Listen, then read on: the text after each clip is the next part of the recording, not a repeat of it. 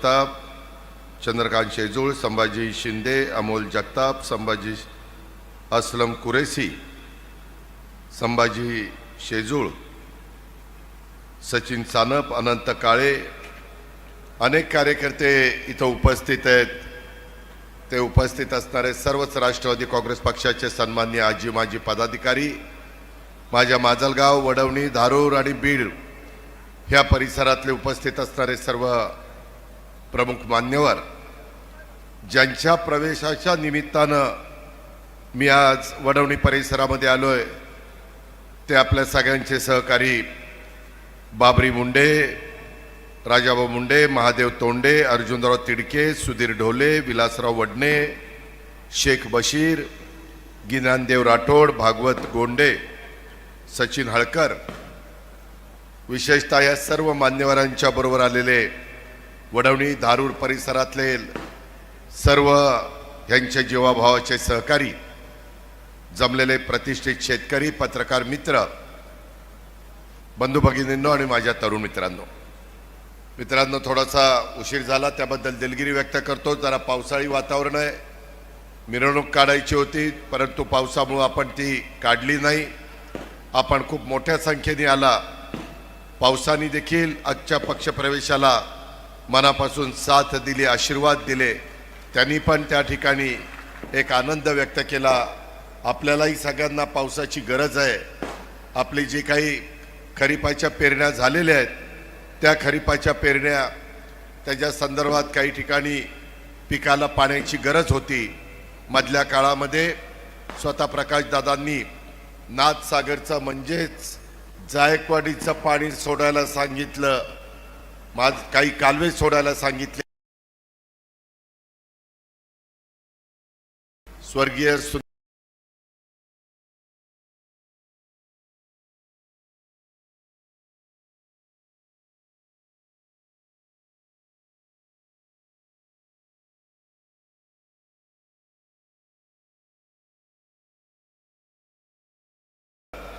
ही सगळी जबाबदारी प्रकाशदादांनी अतिशय मजबूतीने स्वतःच्या खांद्यावर पेलली आणि त्याच्यातून सातत्याने आपल्या भागातले प्रश्न कसे सुटतील, ह्या धारूर साठवण तलावात, धारूर तालुक्यातले साठवण तलाव होण्याच्या करता त्यांचा सतत पाठपुरावा चाललेला आहे। अप्पर कुंडलिका प्रकल्प होण्याकरता त्यांनी अतोनात मेहनत घेतली, प्रयत्न केले। माझ्या शेतकऱ्याच्या शिवारामध्ये पाणी आल्याशिवाय शेतकरी खऱ्या अर्थाने स्वतःचं क्षेत्र हिरवेगार करू शकत नाही। इथलं सोयाबीनचं पीक असेल, कापसाचं पीक असेल, माझ्या ऊसाचं पीक असेल, जी काही माझा इथला बहादर शेतकरी पिकं घेतो त्याला भाव मिळाला पाहिजे, त्याला चांगलं उत्पादन मिळालं पाहिजे, परंतु त्याच्याकरता त्याच्या शिवारामध्ये पाणी गेलं पाहिजे। आणि म्हणून साळिंबा उपसा सिंचन योजना 6000 हेक्टरची, 6000 हेक्टर म्हणजे जवळपास 15,000 एकराची ही योजना होण्याच्या करता त्यांनी प्रयत्न केला। अजून विकले प्रश्न सोडवण्याच्या करता त्यांचा सतत प्रयत्न चाललेला आहे। आणि त्याच्यावर ही सगळी विकासाची कामं करत असताना इथले काही रस्त्यांचे प्रश्न पण आत्ता ते मला सांगत होते की दादा, नॅशनल हायवेच्या निमित्तानं रस्त्यांचे प्रश्न मार्गी लागत आहेत, परंतु ॲन्युटीच्या निमित्तानं, हॅमच्या निमित्तानं, राज्यमार्गाच्या निमित्तानं, राज्याच्या बजेटच्या निमित्तानं, सेंट्रल रोड फंड CRF ह्या निमित्तानं आमचे अजून प्रश्न सुटले पाहिजेत। प्रश्न सतत वाढतच असतात। किती कामं झाली तर नवीन कामं लोक देत असतात आणि ते सोडवण्याचं काम लोकप्रतिनिधी या नात्याने सर्वांना करावं लागतंय। ते काम अतिशय मजबूतीनं आमचे प्रकाशदादा सोळंकी आणि त्यांचे सगळे जीवाभावाचे सहकारी हे करताय। मित्रांनो, एकंदरीतच आम्ही नेहमी महाराष्ट्रामध्ये फिरत असताना सगळ्यांना सांगतो की बाबा, हा शिवशाहू फुले आंबेडकरांचा महाराष्ट्र आहे। ह्याच्यामध्ये सगळ्या जाती धर्माचे लोक गुण्यागोविंदांनी पिढ्यानपिढ्या वर्षानुवर्षे राहत आलेले आहेत। हिंदवी स्वराज्याची स्थापना केली तेव्हाही 18 पगड जाती 12 बलुतेदारांना घेऊन छत्रपती शिवाजी महाराजांनी स्वराज्य स्थापन केलं। त्याच्यानंतरच्या काळामध्ये अतिशय तरुण वयामध्ये छत्रपती संभाजी महाराजांच्याकडे ती जबाबदारी आली एकही लढाई न हरलेला जर या जगामध्ये कोण राजा होऊन गेला तर ते आपले छत्रपती संभाजी महाराज होऊन गेले। आज त्यांचं वडू आणि तुळापूरला एवढं भव्य आणि दिव्य स्मारक तरुण पिढीला अभिमान वाटावा, तरुणांचं रक्त, त्यांचा इतिहास ऐकल्यानंतर त्या ठिकाणी त्यांच्या अंगावर शहारे निर्माण व्हावेत, अशा प्रकारचा महाराजांचा इतिहास। राजमाता जिजाऊ, पुण्यश्लोक अहिल्यादेवी होळकर, रमाई माता, त्याच्यामध्ये महात्मा ज्योती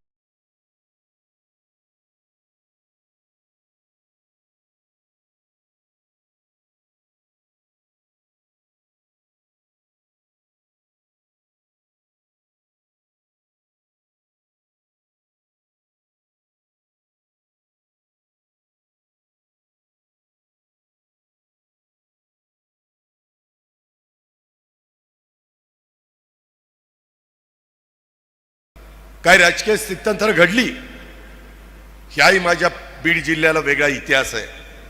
माझ्या मराठवाड्याला साधू संतांची भूमी म्हणून ओळखलं जातं।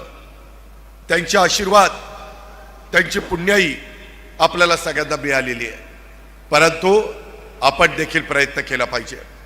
ह्या जिल्ह्याचा पालकमंत्री झाल्यापासून सगळ्या सहकाऱ्यांना विश्वासामध्ये घेऊन जातीचा, पातीचा, नात्याचा, गोत्याचा विचार न करता कसं माझ्या बीडचं भलं होईल, कसं इथल्या तरुण तरुणींच्या हाताला काम मिळेल, कसं दरवर्षी 7,000 मुलं इनोव्हेशन आणि इन्क्युबेशन सेंटरच्या निमित्तानं चांगल्या प्रकारचं कुशल व्यावसायिक ते बनतील, कामगार बनतील, स्वतःच्या पायावर उभं राहतील, याबद्दल आता 200 कोटी रुपयाच्या कामाचं भूमिपूजन करून मी इथं आलेलो आहे। मित्रांनो, माझ्यावर जबाबदारी महाराष्ट्र राज्याने टाकलेली, मुख्यमंत्र्यांनी टाकलेली आहे। मी कामाचा माणूस आहे। मी जे काही निर्णय घेतो, माझी सकाळी 5:45ला 5:30ला 6ला सुरू होती। आता इथले सगळा कार्यक्रम झाल्यानंतर मला औरंगाबादला विमान पकडायला जायचं आणि तिथून पुण्याला जायचं। उद्या पुन्हा खेड तालुक्यात सकाळी 6ला चाकणच्या परिसरामध्ये मला जायचं आहे। त्याच्यामुळं इतर नेते काय काम करतात त्याच्याशी मला तुलना करायची नाही, परंतु इतरांना 1.5 2 दिवस कामाला लागतात, ते काम मी एका दिवसात करू शकतो। आणि त्याच्यामुळं काल दुपारपासून आम्ही सगळे आमदार असतील, सगळे माझे सहकारी अधिकारी असतील, ह्या सगळ्यांना घेऊन अनेक माझ्या बीड जिल्ह्यातले, माझ्या 6 विधानसभा मतदारसंघातले प्रश्न हे केंद्राच्या मदतीनं, राज्याच्या मदतीनं, जिल्हा योजनेच्या मदतीनं, त्याच्यामध्ये जिल्हा परिषदेच्या मदतीनं आम्ही करतोय। वेळ पडली तर आपल्याला वर्ल्ड बँकेचा पैसा कसा आणता येईल, आपल्याला वेगवेगळा बिनव्याजी पैसा, देशाचे पंतप्रधान नरेंद्र मोदी साहेब दरवर्षी 1 ते 1.5 लाख कोटी 50 वर्षाच्या परतफेडीनं देशातल्या राज्यांना देतात। 50 वर्षांनी परतफेड करायची, व्याज नाही। तो पैसा कसा आपल्या महाराष्ट्राला आणता येईल, माझ्या मराठवाड्याचं नंदनवन कसं होईल।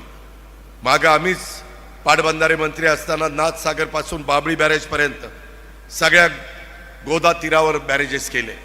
त्याचा फायदा माझ्या बीड जिल्ह्याला झाला, परभणी जिल्ह्याला झाला, जालना जिल्ह्याला झाला, नांदेड जिल्ह्याला झाला, सिंदफाडा नदीवर, मांजरा नदीवर।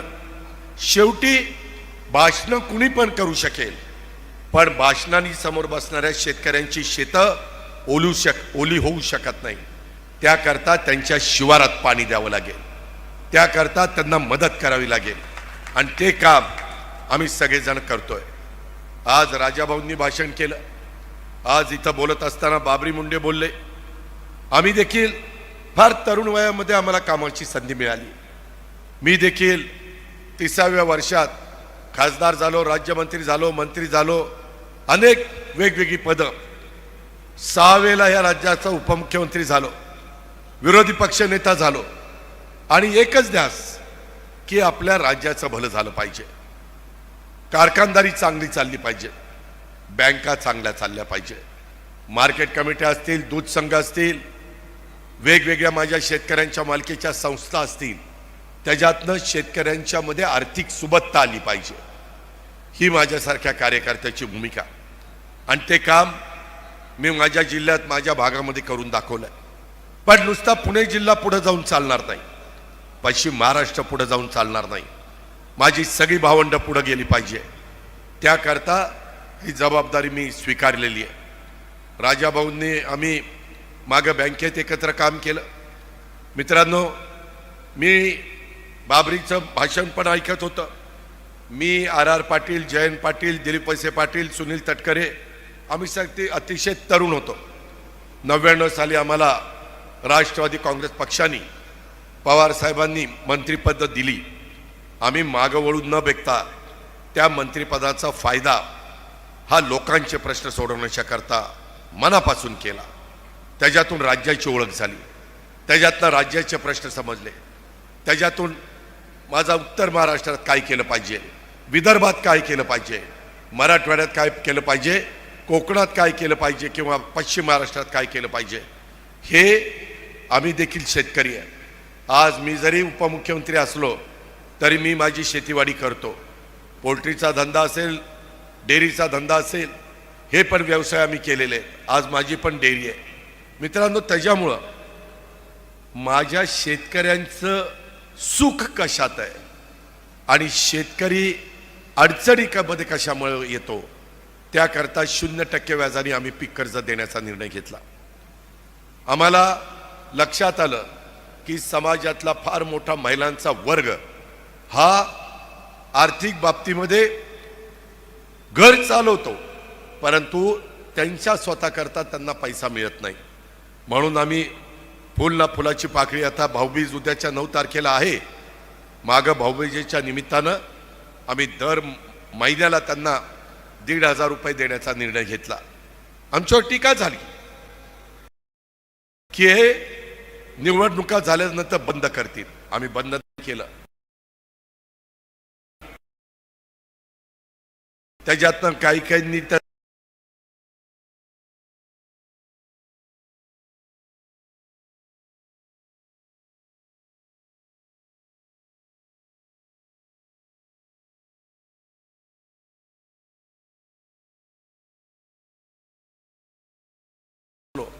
माझ्याकडे ऊर्जा खातं 10 वर्ष होतं. 3 horse power, 5 horse power, 7.5 horse power. ह्या माझ्या शेतकऱ्यांना त्यांची शेतीवाडी करताना बिलं यायची, बिलं भरणं परवडायचं नाही, अडचणी यायच्या, कनेक्शन तोडली जायची. कधी कधी काही जण शेतकरी नाईलाजाने आकडे टाकायचे. त्यांना ते पटत नव्हतं, त्यांना ते आवडत नव्हतं. पण काळ्या आईच्या सेवा करण्याच्या करता तिथं पाणी दिलं पाहिजे. त्यांची कच्ची वच्ची घरामध्ये असायची, त्यांचं शिक्षण, त्यांचं लग्न कार्य. आणि म्हणून आज 20,000 कोटी रुपये या राज्यातल्या 45 लाख शेतकऱ्यांचे 3 horse power, 5 horse power, 7.5 horse power ह्यांची तुमची बिलं आम्ही राज्य सरकारच्या तिजोरीतनं महावितरणला भरतो. 45,000 कोटी रुपये माझ्या लाडक्या बहिणींच्या करता दरवर्षी राज्याच्या तिजोरीतनं आम्ही आमच्या लाडक्या बहिणींना देतोय.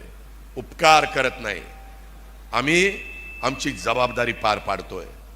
आम्ही आमच्यावर जे लोकांनी विश्वास टाकलेला आहे तो विश्वास हा कुठंतरी जाऊन देता कामा नये, ह्या पद्धतीनं आमचं काम चाललेलं आहे. हे सगळं करत असताना जसं आम्हाला तरुणांना संधी मिळाली, राष्ट्रवादी काँग्रेस पक्ष 26 वर्षाचा झालाय, अनेक मान्यवरांनी याला उभारणी दिली.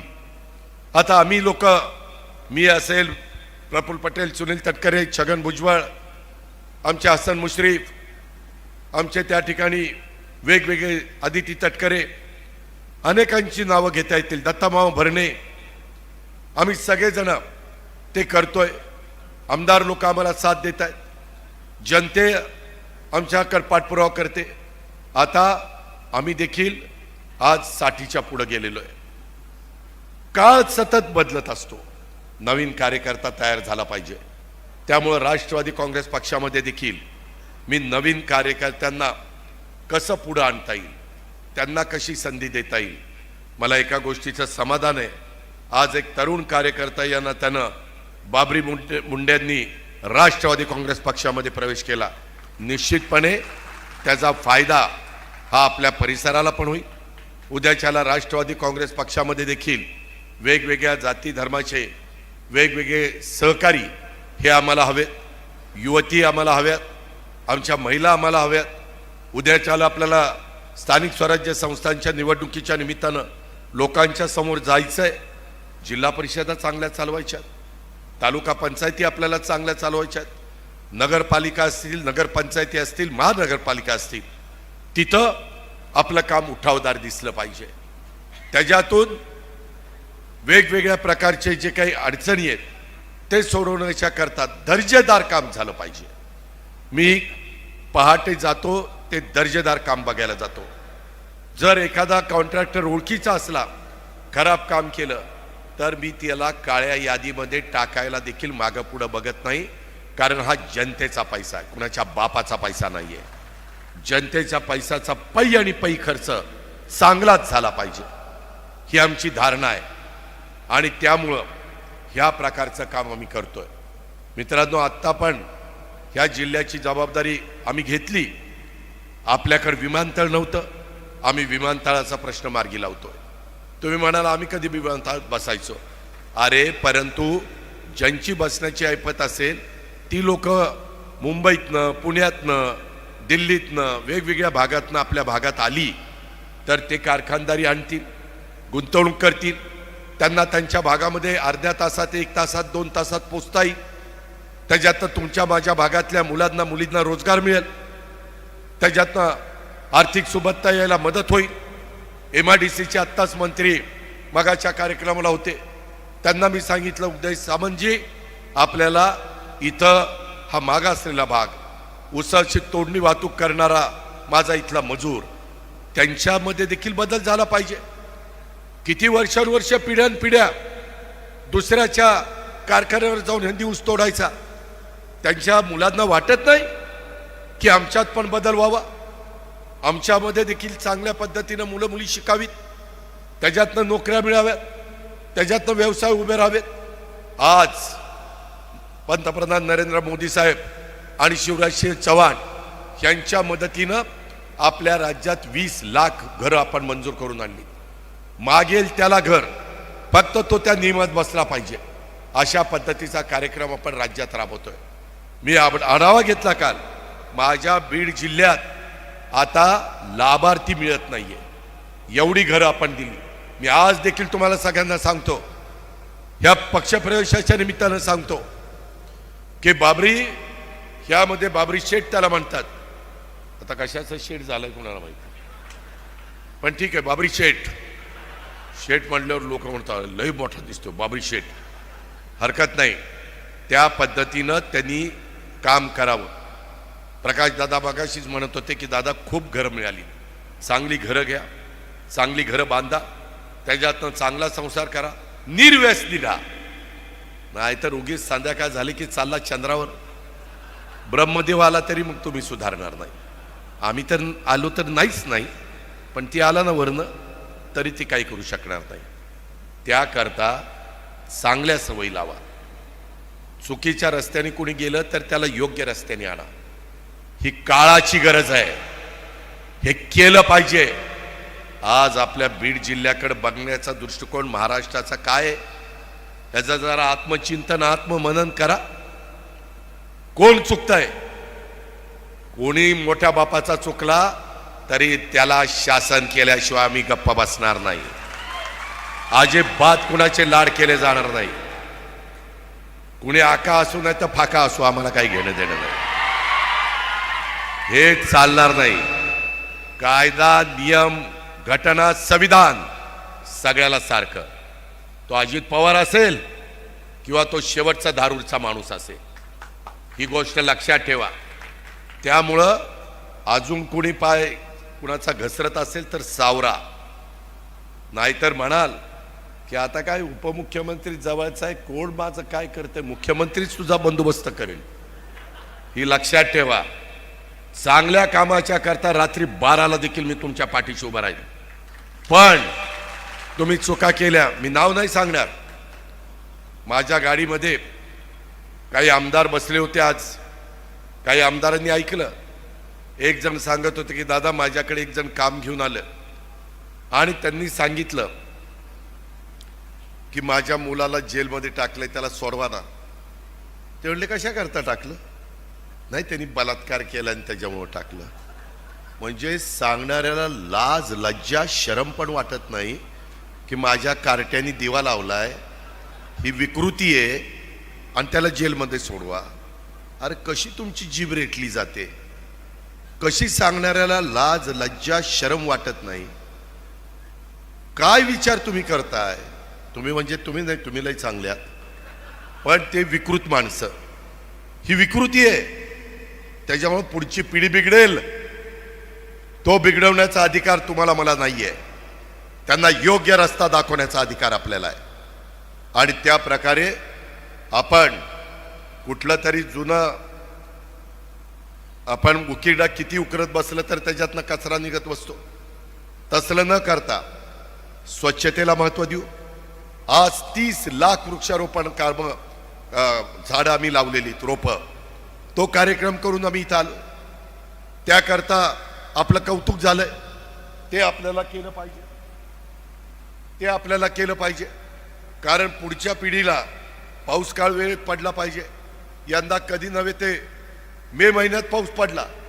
जुनी लोक सांगतात 100 वर्षात झालं नव्हतं असं, पण झालं. का झालं?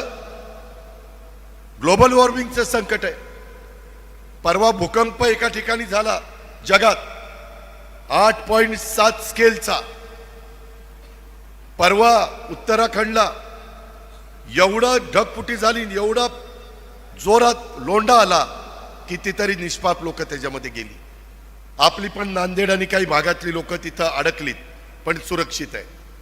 मित्रांनो, कधी संकट, तुम्हाला माहिती आहे काही वर्षापूर्वी लातूर उस्मानाबाद धाराशिवला काय झालं की नाही? त्यामुळं काळ कधी येईल, वेळ कधी येईल सांगता येत नाही. आपण काळजी घेतली पाहिजे. आपल्याला आई बापाने जन्म दिला म्हणजे पुढच्यांचं काही व्हावं असं नाहीये. त्याकरता झाडं लावली पाहिजे, स्वच्छतेला महत्त्व दिलं पाहिजे, चुकीच्या प्रवृत्ती गाडल्या पाहिजे. मी डिपार्टमेंटला सांगितलंय, पोलिसांना, SP ला सांगितलंय, एकदा चुकला, दोनदा चुकला, तीनदा चुकला, त्याच्यावर केसेस करा, FIR करा. परंतु चौथ्यांदा चुकला तर त्याला मकोका लावा, आतमध्ये जाऊ द्या. चक्की पिसिंग अँड पिसिंग अँड पिसिंग, मर तिकडे घाल तू. ह्या पद्धतीनं होणार आहे. त्याच्यामुळं अजिबात किती मोठ्या बापाच्या घरी जन्माला आलेला असला तरी, किंवा मध्यमवर्गीय किंवा गोरगरिबाचा असला तरी, सगळ्यांनी नियमाने वागा, कायद्याने वागा, कायदा हातात घेऊ नका. हा निर्वाणीचा इशारा ह्या पक्षप्रवेशाच्या कार्यक्रमाच्या निमित्तानं माझ्या पूर्ण जिल्ह्याला मी देतोय. त्याच्यामध्ये तुम्ही बाकीच्या विकास कामाला किती हट्ट करा. आता वाढपी मीच आहे, अख्खी पंगत बसली 36 जिल्ह्याची. बीड आल्यानंतर जरा जास्त वाढायचं काम माझ्या हातात आहे. आपण म्हणतो ना, जेवायला पंगत बसल्यावर वाढप्या ओळखीचा असला पाहिजे. ही वाढप्या तुमच्या ओळखीचा आहे. बीड आता माझाही जिल्हा आहे, मी तुमचा पालकमंत्री आहे. त्यामुळं तुम्ही त्याबद्दलची काळजी करू नका. पण मंजूर केलेले पैसे हे त्या कामालाच खर्च झाले पाहिजे, ही गोष्ट मात्र लक्षात घ्या. माग काही चुका झाल्यात, ते माझ्याकडं माहिती आली आहे, सोडणार नाही त्यांना. त्याच्यामुळं आपण दिलेला पैसा कुठल्याही कामाला सत्कारणी लावा, त्यामध्ये कुठं अडचणी येऊन देऊ नका. आज आमच्या प्रकाशदादांनी बोलत असताना धारूर तालुक्यात अजून साठवण तलाव करा, अप्पर कुंडलिका प्रकल्पाचे काही गोष्टी सांगितल्या. माझ्या साळिंबा उपसा सिंचन योजनेच्या बद्दल काही त्यांनी भूमिका मांडली.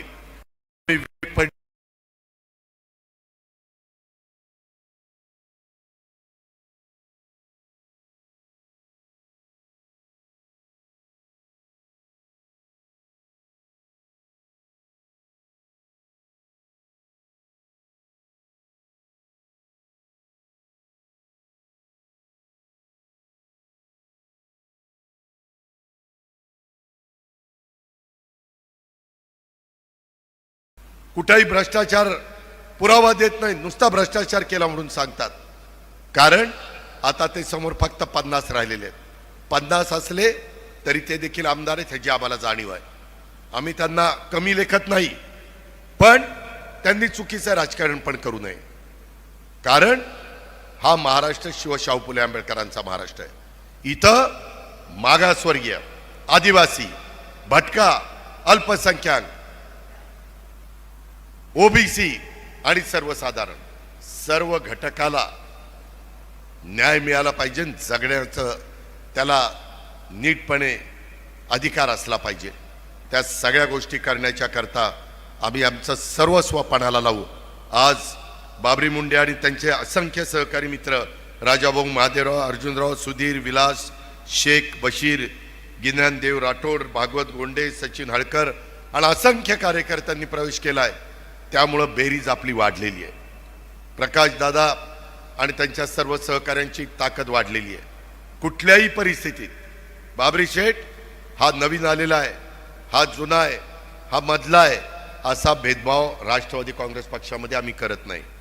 ज्याच्यात कर्तृत्व आहे, ज्याच्यात नेतृत्व आहे, ज्याच्यात समाजातल्या सर्व घटकाला बरोबर घेऊन जाण्याची क्षमता आहे, अशांना आम्ही न्यायच देतो. याबद्दल आपण काही काळजी करू नका. अशा प्रकारची मी तुमच्या सगळ्यांच्या साक्षीनं त्यांना विनंती करतो. आणि कुठंही आता तुमची माझी जबाबदारी वाढलेली आहे. उद्याच्याला तुम्ही कुठं चुकला तर राष्ट्रवादीचा कार्यकर्ता चुकला म्हणून राष्ट्रवादीला कमी पडाई, तुम्हाला कमी पडाई, आम्हालाही कमी पडाई. त्यामुळं कुठंही चुकू नका. शेवटी आईच्या पोटातनं कुणी शिकून येत नाही, परंतु अनुभवातनं तर बरंच काही तुम्हाला मला समजतं. त्या प्रकारे जे आपल्या मूलभूत गरजा आहेत, जे आपले मूलभूत प्रश्न आहेत, ज्या आपल्या मूलभूत अडचणी आहेत, ते सोडवण्याच्या करता आम्ही राष्ट्रवादी काँग्रेस पक्षाच्या माध्यमातनं, महायुतीच्या माध्यमातनं, NDA सरकारच्या माध्यमातनं सर्व काही पणाला लावू. ह्याबद्दलची ग्वाही आणि खात्री मी आपल्या सर्व सहकाऱ्यांना ह्या पक्षप्रवेशाच्या कार्यक्रमाच्या निमित्तानं देतो. आणि बाबरी मुंडे, राजाभाऊ महादेवराव, अर्जुन तिडके, सुधीर ढोले, विलास वडणे, शेख बशीर, गिन्यानदेव राठोड, भागवत गोंडे, सचिन हळकर आणि असंख्य सहकारी मित्रांनी खूप नावं आहेत. ज्यांची नावं घेतली नाही त्यांनी वाईट वाटून घेऊ नका. परंतु या सगळ्यांच्या प्रवेशामुळं माझा वडवणी, धारूर आणि माजलगाव विधानसभा मतदारसंघ राष्ट्रवादी काँग्रेसमय व्हायला मदत झाल्याशिवाय राहणार नाही. तुम्ही तुमची जबाबदारी पार पाडा. आम्ही प्रकाशदादा, बाकी